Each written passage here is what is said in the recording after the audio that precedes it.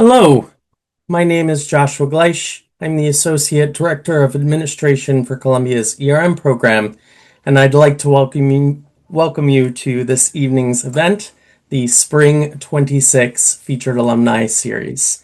Before we begin, I'd like to just bring your attention to our upcoming events for the program. Our ERM Risk Seminars run every Friday and Saturday morning, and we have one final panel at the end of March, AI Risk Governance and Impactful Use Cases in Lending Institutions. Now I'd like to hand it over to this evening's moderator, Jake Jamison. Jake? Thank you, Joshua. I appreciate it. Hello, everybody. My name is Jake Jamison. It's great to be with you this evening. I'm a current student in Columbia's School of Professional Studies in the Enterprise Risk Management program. I am just about halfway through the program. I'm a part-time student attending in person. Outside of school, I also work full-time in private equity. I am the global CLO and fund finance attorney for the Carlyle Group, one of the large private equity firms here in New York. My primary responsibilities there include structuring and negotiating CLO transactions, which are distributed to institutional investors all around the world. Previously, prior to Carlyle, I was at Morgan Stanley heading contract finance for the CLO primary team there, and previously held roles as well within investment banking at Credit Suisse. And previously to that, I spent about 8 years as the chief counsel to the Voya Senior Loan Group's loan platform, which was about a $30 billion asset manager invested primarily in fixed income assets. In addition to my education at Columbia, I also hold a JD from New York Law School, and I'm a licensed attorney and carry my Series 763 and 79 licenses. That's just a little bit about me. I will turn it over briefly to our panel before we get started for introductions. John, would you like to go first?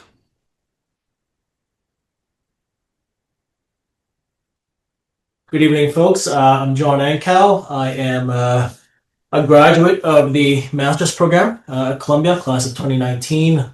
I have over 20 years experience, primarily in public and private sectors. Over the time, I've held numerous leadership roles in the area of risk, compliance, and operations. Currently, I'm at Toronto Community Housing. I'm the Senior Director of Operations, where I lead multiple business units related to service delivery, emergency response, and compliance. Previously to that, I was at Marsh Canada, where I was the National Risk Management Leader in the public sector practice, where I've worked a lot with government entities, healthcare, and educational organizations, where I had the chance to apply lots of the learnings that I took from the Columbia education with a lot of folks there. So, pleasure to be here.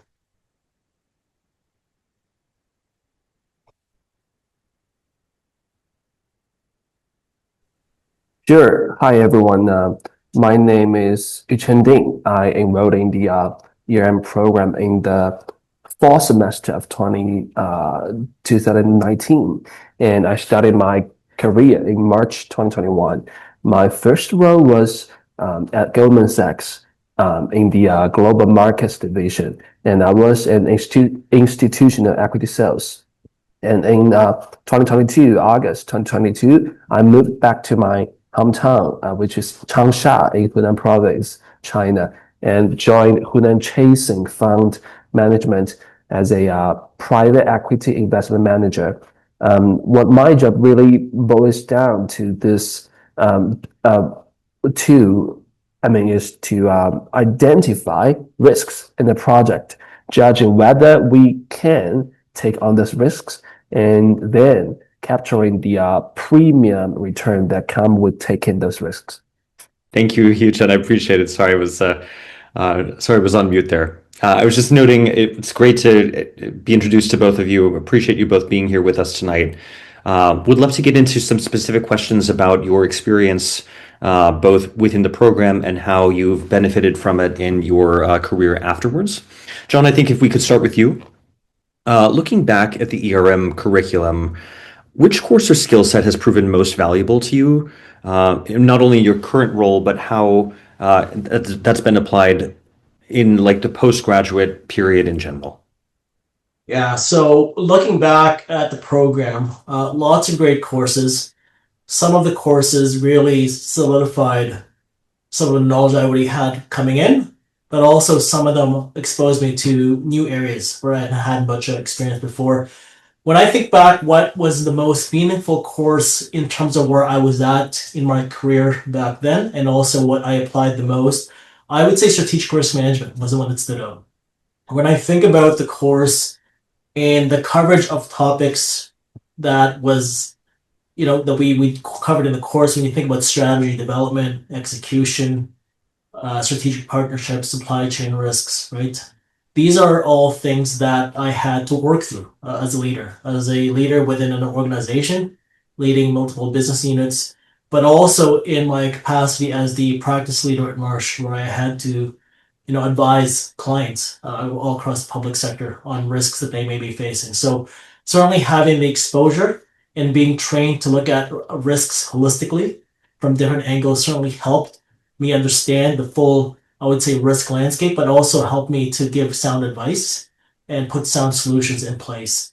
So that's from a course perspective. The skill set that that sort of stood out in terms of developing that I've developed and took away from the program. Obviously, there is the critical analysis, right? The ability to critically think and analyze data.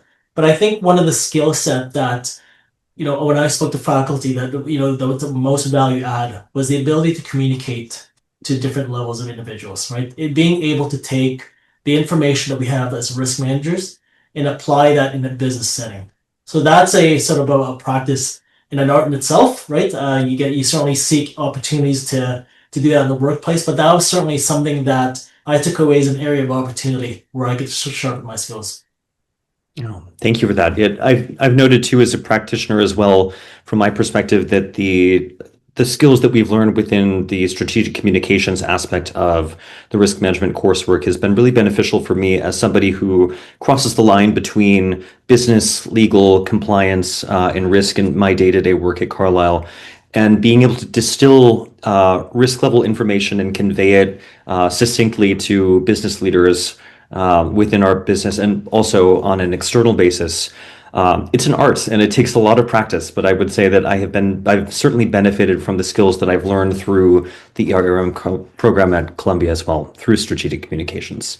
Yuchen, I would just briefly ask you as well, was there a particular course for you that you happened to find useful within your work post-graduation? Thanks. Actually, I totally agree. I 100% agree with what you said. And we do have so many great courses, and I do enjoy taking these courses. But the one would be the strategic communication. For any company, it's actually full of talented people with strong hard skills, technical analysis, PowerPoint, data work, and so on. But people who master both hard skills and soft skills are incredibly rare for each types of organization, right? So soft skills help you get things done more smoothly, and ultimately they help you go further in your career. Thank you. I would agree. John, I'm going to pass it back to you for our next question. If current students or those who are early in the program, what's something that you wish you had understood sooner about ERM or about positioning yourself for the job market? So that it's multifaceted, right? That risk management, I found it's a practice. With any practice, there's different ways to apply it. So I know that the program builds competencies in key areas: strategic, operational, financial risk management. But in practice, for students who are early in their journey, it's going to be, they're going to be faced by a workplace that's going to demand them to apply all those in different settings. So there's going to need to be adopt a creative approach, certainly flexibility when applying these in the real world. And part of that is also really getting to know the business that they work in, right? That, it's one thing to know the body of knowledge within the discipline of risk management. It's one thing to apply it in a business setting. So I think equal emphasis on both. Certainly through the master's program, you're being taught by world-class faculty, very great curriculum, but part of that is applying it afterwards and really learning from others around you in the organization, and really learning the business and how you can add value and how you apply your work. I would agree with that. And I would note, too, as a current student, like you mentioned, the access to world-class faculty who are also practitioners within risk management in New York City is so beneficial, not only for network building, but for understanding the curriculum from a practical basis. I mean, so much of what we learn within the academic context is useful in and of itself, but outside of putting it into practice, it can be somewhat difficult to phrase. And I would say one of the great things about the people that we learn from in the ERM program, our professors know what it's like both within that academic context, but also on a day-to-day work basis. And they will tell you how they think that this your curriculum will apply. And I have noted, I think in virtually every class that I've taken so far, that has been true to course. Yuchen, I'm going to turn over to you for the next question. How did you make the transition from Columbia's ERM program into your current role? And were there specific strategies, experiences, or decisions that made a meaningful difference along the way? Sure. So my answer would be to become a specialist with multiple strengths, right? So take me, for instance, I would try my best to learn a wide range of financial knowledge while diving deeper into risk management expertise. So I worked hard to become what I call a specialist with multiple strengths, which means someone who's deeply expert in one field, right, in the field of risk management, while also having a very comprehensive understanding of a certain field, whatever in finance or in other industries. That would be very beneficial. Thanks. Excellent. That's very helpful. Thank you. A question to both of you. Then, John, I'll just have you go first. Outside of coursework, what resources at Columbia, or specifically within the School of Professional Studies, be it career services, faculty, networking, alumni engagements, what's been most impactful for you? And how do you think that students should best leverage all of those resources? So I think the school has a lot of resources. They've wrapped around the resources for really to set up the student to succeed. So my advice really for all students in the program is really take advantage of all the resources around you, the workshops, the network opportunities, these webinars, and being able to supplement the education you're getting in the coursework. But when I think about my experience at Columbia and in the program, the faculty stood out, right? So Jake, you talked about the faculty being practitioners. These are experts, well-known executives in the field. These are academics, and having that rare combination really comes out in the classroom and helping to bridge between theory and practice. So to me, being able to connect with the faculty on a one-to-one basis, being able to get targeted advice in terms not only of the coursework, but from a career perspective was really helpful, right? And folks got to understand too that, again, these are scholar practitioners, these are executives in the industry. They can also serve as conduits for critical networking opportunities. So really my advice would be to look around you, lots of great people around you, take advantage of it during your time in the program. Excellent. And Yuchen, how about you? Same question in terms of resources outside of the context of classes, networking, faculty, just what was most helpful in terms of SPS's resources available to you as a student? Yeah, I would say the alumni network. So, the alumni events have been incredibly valuable to me. And there are even in-person events here in China, actually, in the cities like Beijing and Shanghai. And besides, we have WeChat groups where alumni share updates, including job openings, internship opportunities, industry insights. So my advice is just to jump into these groups and events as early as possible, and don't be afraid to reach out to the ERM fellows, the ERM alumni. That's very helpful. Thank you. I would just note too, for a personal plug, because I'm on campus a couple of days a week in the evenings, I take it full advantage of the gym at the Dodge Center on the Morningside Heights campus, and it is really fantastic. If you need to blow off a little steam, lift some weights before or after class, it is available to you. It's great. I highly recommend it. I think another question to both of you first, and John, again, I'll start with you.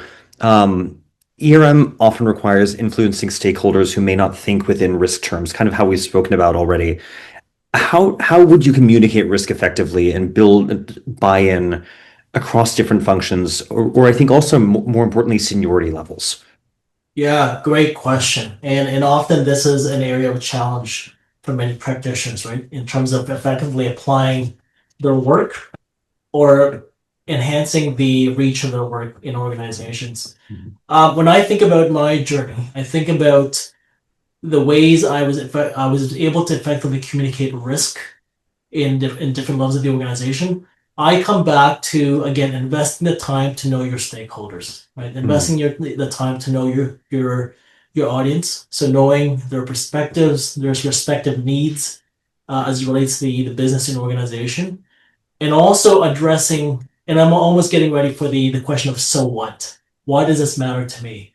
But I think by knowing your clients, by knowing your audience, right, you can clearly articulate the impact of risks, the unknowns that's relevant to them, right? When you're thinking about staff, frontline staff in your organization, when you're thinking about business unit leaders, executives, you've got to know your audience and tailor the information appropriate for that audience. Meaning that, we as risk practitioners then become the storytellers, right? There was a course I took on campus, strategic storytelling, and it was about packaging information in a way that is relevant, that captivates the audience. So I think in a practice setting, in an organization setting, we do that. We need to do that as risk managers, right? The fact of the matter is risk management has evolved as a field. Risk professionals are now seen as business partners, but with that sort of perspective, we have to live up to it. So that comes with knowing your clients, knowing the business, and effectively applying your craft and your skills that in a way that matters to the business. I would totally agree within the context of my own professional experience with that acutely. And I think the one point that I would add to, and you touched on this, is really the ability to distill information succinctly within a short time frame. Executives have very little bandwidth because they're dealing with broad issues across the enterprise, and to be able to succinctly address risk issues, explain the issue, explain your solution in a matter of just a couple of sentences. It's an art. It takes a lot of practice, but it is ultimately a huge benefit to you and to your organization. Yuchen, same question for you. Just in terms of building buy-in across different functions or seniority levels, how have you found that within the course of your professional career? Sure. So, for any organization, the risk management function is not a cost center. It's actually a profit center, because the losses you avoid by managing the risks are your profit. So you need to learn to look at these things from the certain perspective, right? And understand the importance of the risk management function as early as possible. And the risk managers shouldn't just be seen as doom and gloom prophets, right? The focus of your communication needs to shift from stopping bad things from happening to guaranteeing we hit our goals and uncovering those sort of hidden opportunities.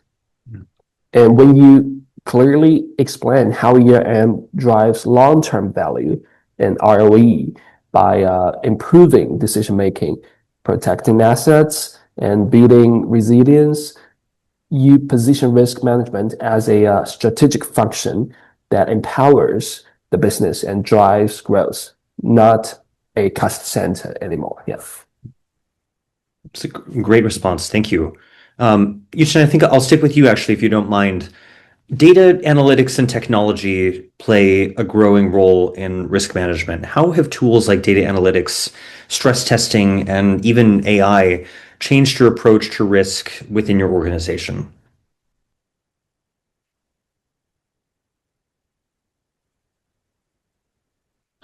Oh, I think you're still on mute. Good. There we go. Yeah. Yeah, thanks. Yeah. So for me, my job is investing in private companies, right? Unlisted companies. So for me, the core question is actually whether AI will be a tailwind or a headwind for the companies we're looking to invest in. And generally speaking, a simple benchmark I use is whether AI will increase or decrease the value of the company's existing assets, including its human capital, fixed assets, and so on. So we focus on investing in companies that will gain access to larger markets and see growing demand for their products in the AI era. And uh, that is from the perspective of doing a business, right? Because I am an investment manager. But for me, personally speaking, the first and foremost thing, I use AI tools to drastically to boost my work efficiency, right? For example, when I'm writing reports or due diligence reports, I map out the core idea, the core investment logic by myself, and then use the AI to help me to find data and arguments. And at the end of the day, I think in the era of AI, you will need to use the technology to free up your time. All right, so you can focus more on building the skills that AI will never be able to replace. I think that's a very sensible answer. And I think also getting back to what you had said earlier about those soft skills that we learn to develop through strategic communications and other aspects of the ERM program at Columbia, those are things ultimately, no matter how many AI tools we're able to build, those soft skills will be something that we will be able to need to carry with us, regardless of the role, regardless of what technological innovations come in connection with AI or other data analytics. And it's something that we'll need to use over the course of our entire careers. And so I think that's one of I think as a people person, it's one of the areas of gratitude that I have. That's it's something, at least for now, the machines haven't quite caught up with us yet, but knocking on wood, we'll have a little more time before it does. John, a question for you. Likewise, but since AI is sort of the topic du jour right now, what ways are you leveraging AI tools to accelerate either your own personal professional development or bridge competency gaps at work? Yeah, I think similar to what Yuchen mentioned, the way I've used AI has been to gain in a manner to gain efficiency, to get some time back. To me, it's been a useful tool when I've had to scan the industry for different practices, different sort of risk controls that they want to implement in different programs. So I manage multiple business units right now. There are service delivery units, some of which include compliance-based units. So when we're embarking on an initiative or addressing a particular issue or risk, there is a phase in there where we want to scan what's going on in the industry. And so AI has certainly helped cast net wide to get a lay of the land, a better sense of lay of the land. And then from there, if there's any applicable things that may be an interest or that may be applicable, then we sort of, that informs where we do a deep dive in terms of our research and application, right? But I think from the way I've used it and the way my colleagues have used it in my organization was it really to simply gain efficiencies at this point. But from a professional development perspective, it's also helped, right? Again, from an efficiency perspective, to from a research perspective in terms of what's going on in the industry, what advancements are being made. So again, very useful tool, very early in its infancy, but I think it's going to be it does have a lot of potential. Great. Thank you. And then sort of a somewhat similar question about how ERM is practiced now. What has surprised you both in terms of how ERM was explained to you as part of Columbia's coursework versus how you see it applied in the real world? John, happy to start with you if you don't mind. So in the program, it's been instilled in us that risk is it's an unknown, right? There's upside and downside to risks. But most organizations, and many practitioners would probably agree with me, most organizations still focus primarily on the downside of the risk. Very few organizations are mature enough to actually take the work that is being done by the risk management department, quantify it, and take calculated risk taking, right? In terms of looking at the upside of risks, the upside values. So that's been surprising to me. In China, I saw it with many clients, right? Through the work that I did as a practice lead. But again, most organizations are still predominantly still focused on the downside of risks, and rightfully so. But I think we as practitioners need to move the needle in a way that we're trying to balance the scale there and have them equally focused and take action in pursuing the upside of some risks. Thank you. And Yuchen, how about you? In terms of how ERM looks different in practice versus how it was explained and taught as part of Columbia's program. I think the ERM, especially the value-based ERM, what we learn, right? It provides a perspective from a higher level for us to look things in a like a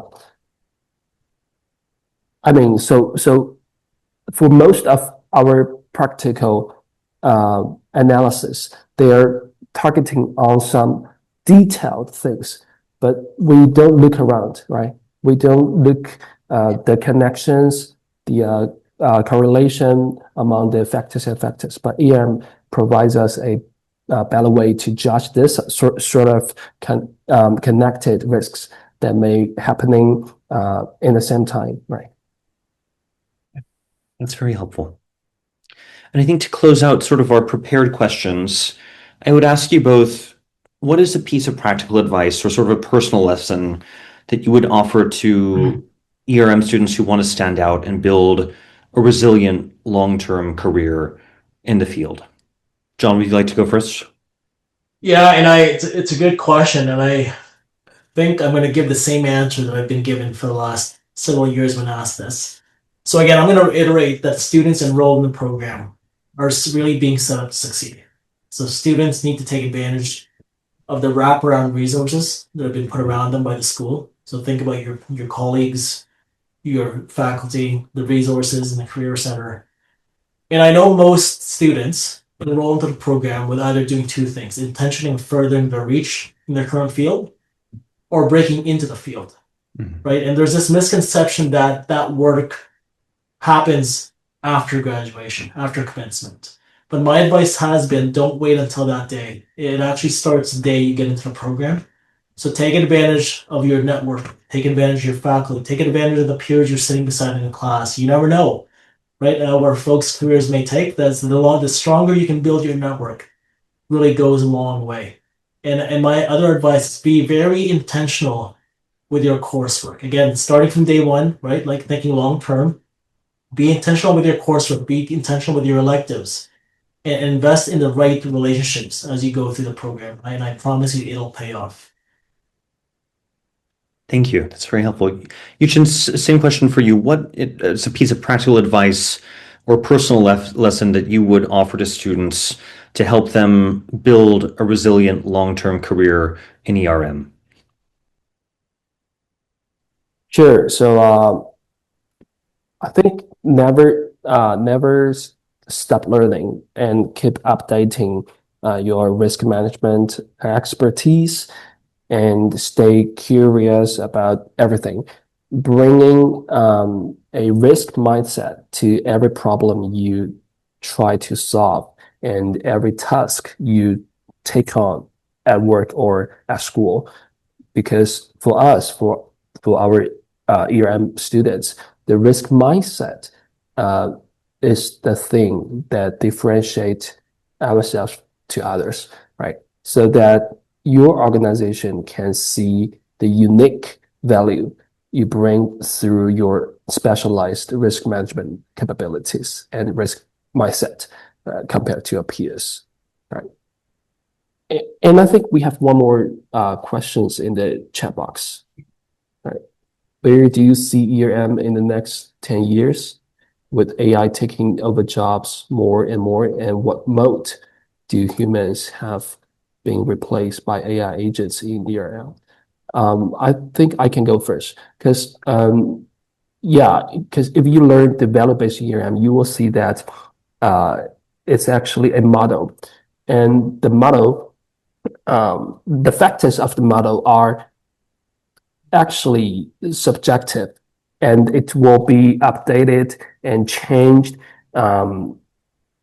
in the practical works, right? And you will need to input some factors that it is not going to be replaced by AI, and you will need to regularly to adjust it to make the model work. And the AI will help you boom up the speed of the model to predict a certain risk. But the factors itself, the input, will permanently do it by you. So that's something I think we can be very competitive in front of the AI era, right? So I'll jump in. The AI, and I work in the public sector. It's a bit of a different perspective, right? So AI, to me, will certainly evolve, but I do think AI in the field of risk management will coexist in 10 years. What I do think is the role of risk managers will evolve as it has over the last 10, 15 years. I do think that risk managers as practitioners will become brokers of information. AI as a body I think will replace or supplement some of the technical work, right? But it'll never replace the skills that we talked about, the soft skills, the ability to translate that and really engage stakeholders in a conversation. So I do think the two can coexist in a perfect world. And again, that's saying that based on what we know about AI today, right? So I'm cautiously optimistic. It can coexist. Let's put it that way. I would agree with that too. I would just note from my perspective, we are in private equity, we are looking every day to find ways to develop synergies and alignments within our business to ensure that we are getting not only the best research, but the best available research the fastest, and getting tools that are aggregating data and helping us think about our investments in a way that AI has been incredibly useful for, not only from the perspective of investment management, but also risk management. I would say too that the most important part of being a risk manager, though, is that partnership with senior leadership and business stakeholders. And you have to be a human being for that. You have to be able to be trustworthy. You have to be able to communicate, to develop expectations for bright ideas, for solutions that your business partners are going to look to you for, as not only somebody who's going to protect them from downside, but as Yuchen very articulately noted, is going to help show them upside that otherwise they might not have been able to see through a holistic approach to enterprise risk management. Happy to open up the Q&A to anybody else who has additional questions. Happy to chat about the program, about our professional journeys, whatever makes sense for you. Please feel free to put some questions in there.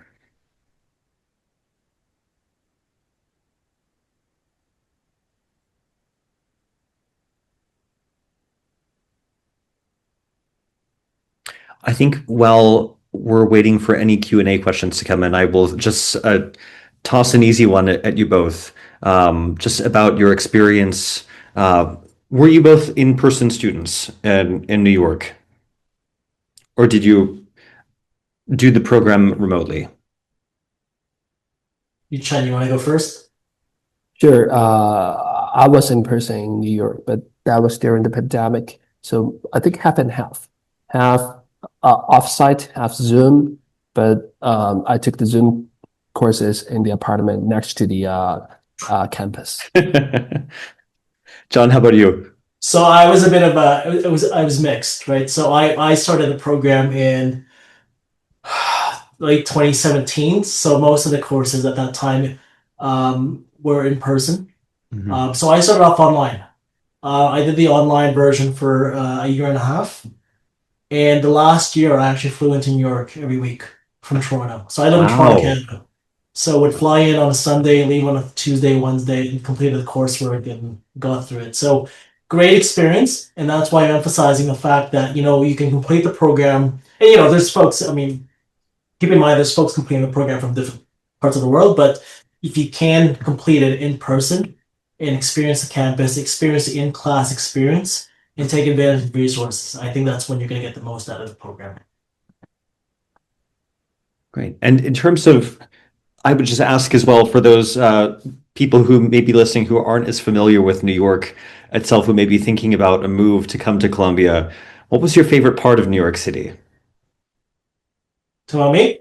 I'd ask both of you, yeah. Oh, I think Yuchen's at a little bit of a disadvantage here just because he was stuck in his apartment for a good portion of it. But John, yeah, let us. I love food. I love to eat, and every time I flew in, there was endless options for food. So, and also, I love to experience different cultures, and the fact that you can go to a city where it's you can experience a multitude of cultures in one place in different shapes or form was one of the big reasons I love going to the city.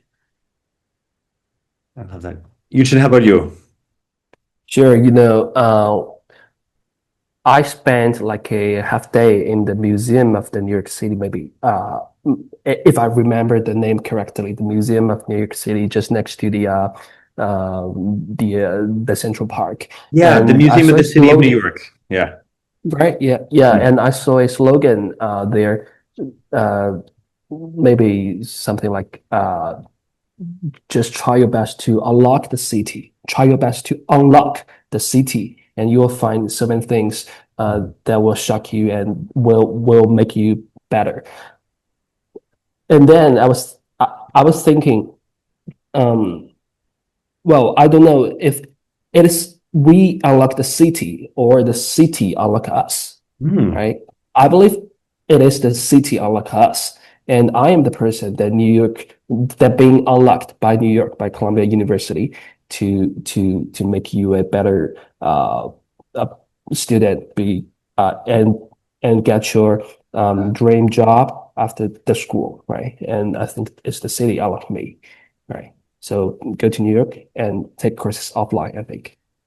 I love that. And I think that's totally true. I mean, the great thing about Columbia, it's the only Ivy League institution in New York City. It's the only institution that we have such close access to financial markets, to other areas where risk management can be applied in just really across the board. I mean, this panel is a great example of how you can take risk management practices into the public or private sector.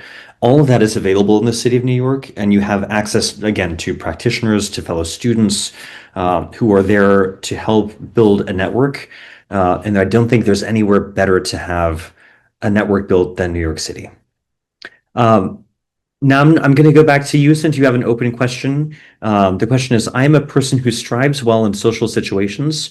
In ERM, what are some finance roles where I can leverage this strength? Yuchen, what would you say there?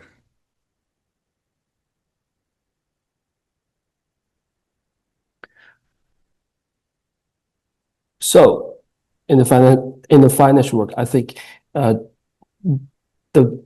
best and the foremost choice of you would be the risk department of any organization, whether a bank, a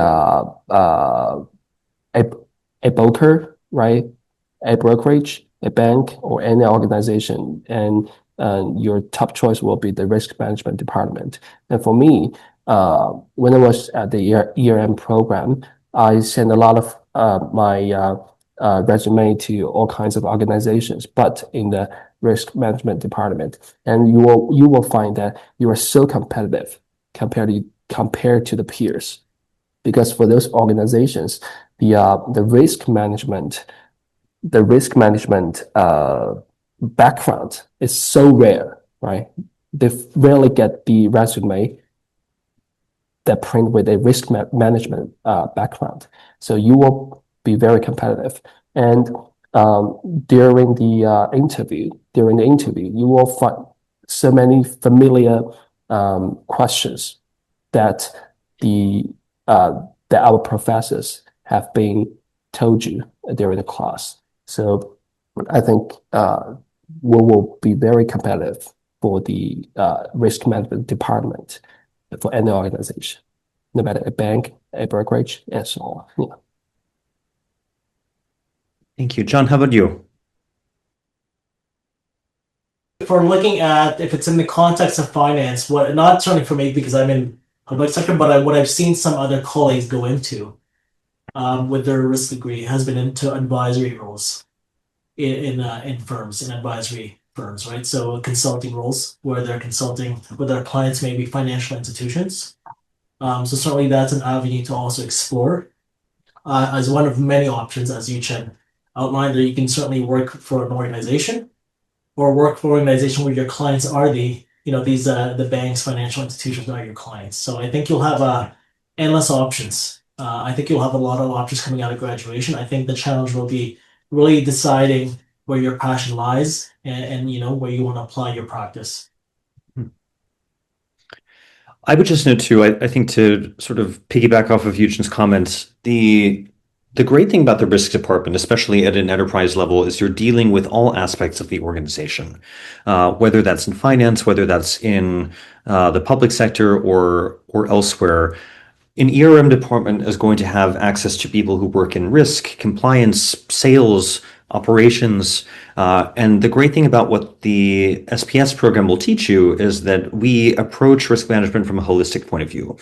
A big piece of that is working with people who are experts in each of these little subdivisions, understanding what they do on a day-to-day basis, building trust with them, and then being able to develop a risk management program that holistically tackles risks, both upside and downside, that your organization happens to be facing.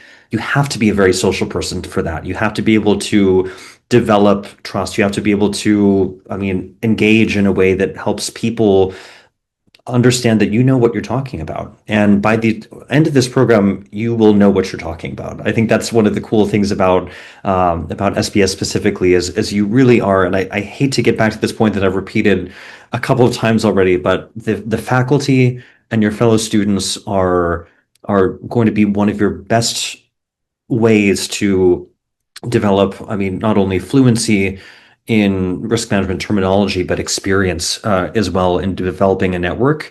That same network building is something that you will apply on a day-to-day basis as an actual practitioner, as a risk manager, when you're going to understand what risks are my operations team facing, what risks are my sales team facing, and how are those going to collectively impact our organization at the very top, C-suite board level.